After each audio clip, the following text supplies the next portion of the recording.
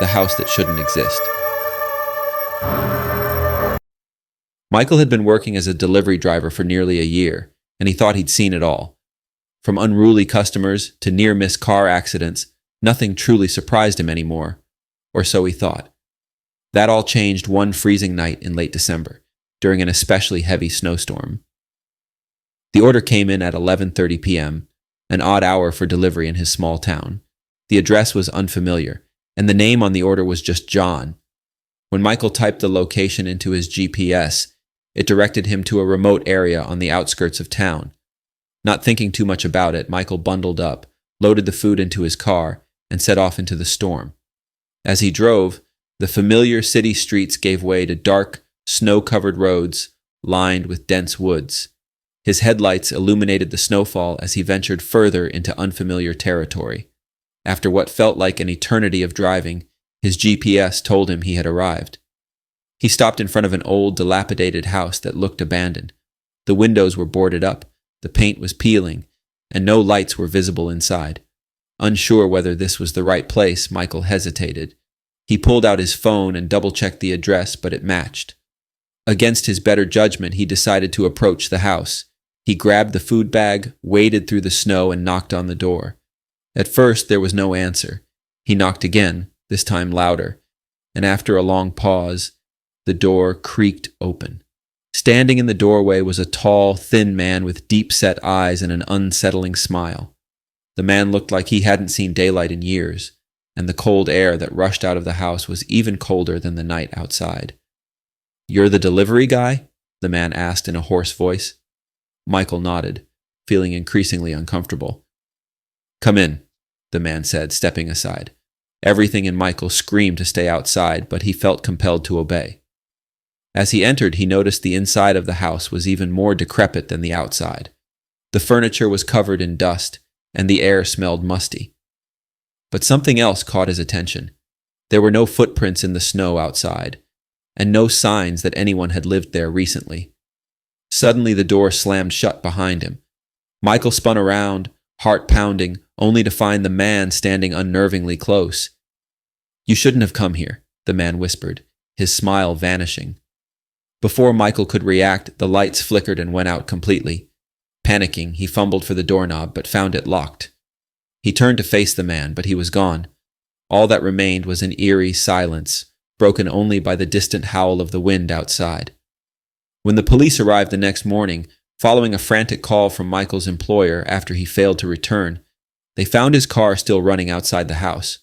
But the house itself had been abandoned for decades, with no sign of the man Michael had described. The only clue left behind was the untouched delivery bag on the porch, its contents frozen solid in the winter cold. Story 2. The Vanishing Order. Sarah had been working part-time as a delivery driver for about 6 months when she got an order late one winter night. The customer had requested delivery to a well-known apartment complex on the edge of town. Despite the heavy snowfall and freezing temperatures, Sarah accepted the order. It was just a few minutes from her route, and she figured she could knock it out quickly. She arrived at the complex and pulled into the parking lot, scanning the building numbers until she found the one listed on the order, Apartment 5C. Sarah grabbed the bag of food and headed for the elevator. But when she reached the 5th floor and knocked on the door, there was no answer. She knocked again, louder this time, but still nothing. Thinking the customer might be on their way, she waited a few minutes before calling the number listed on the order. It rang several times before going to voicemail, so she left a message asking the customer to call her back. After standing in the cold hallway for another few minutes, she decided to leave the food at the door and head back to her car. As she drove away, her phone rang. It was the customer calling her back. "Hi, this is Sarah with your delivery. I left the food at your door," she said, relieved to finally hear from them. There was a pause before the voice on the other end of the line spoke, sounding confused. "Are you sure you have the right place?" "Yes, apartment 5C, right?" Another long pause. "I live in 5C, the man said slowly, "but I never ordered any food." A cold chill ran down Sarah's spine. She quickly pulled over and checked the order again, thinking maybe she had made a mistake. But the address was correct, 5C, the same one she had just delivered to. "I'm sorry, there must be some mix-up," Sarah stammered, trying to maintain her composure. "I'll figure it out." She hung up and turned her car around, deciding to retrieve the food. But when she arrived back at the apartment complex, the bag was gone. She knocked on the door to 5C once more, but there was no answer, and the man on the phone insisted he hadn't left his apartment all night. Unable to explain the strange occurrence, Sarah returned to the restaurant and reported the incident. The order, it turned out, had never been placed through the restaurant system. There was no record of it, and the phone number attached to the order had mysteriously vanished from her call history. Story 3. The Unseen Passenger. Daniel was used to making deliveries at all hours, but he hated working in the winter. Not only were the roads more dangerous, but the darkness seemed to last forever. On one particularly cold January night, he received an order for a delivery to a house deep in the countryside, well outside the usual delivery radius. But the customer had offered a generous tip, so Daniel decided it was worth the drive. The journey took him down narrow, icy roads that wound through fields of snow-covered trees. As he drove, his headlights occasionally reflected off the eyes of deer watching from the woods, but otherwise, the landscape was eerily still.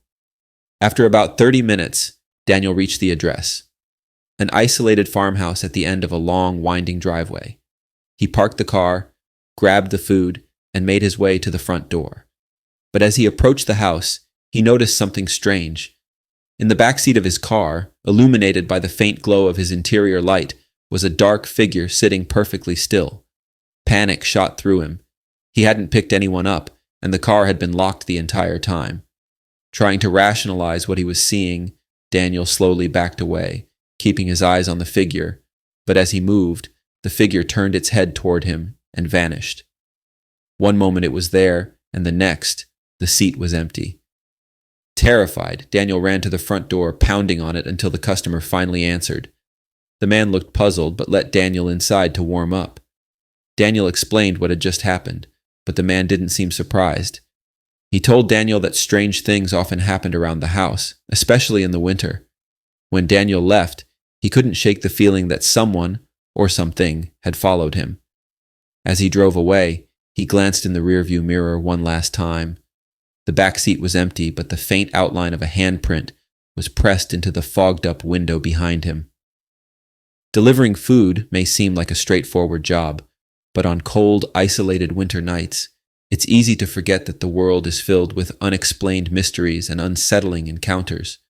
The next time you order delivery, remember that the person bringing your food might have their own chilling story to tell.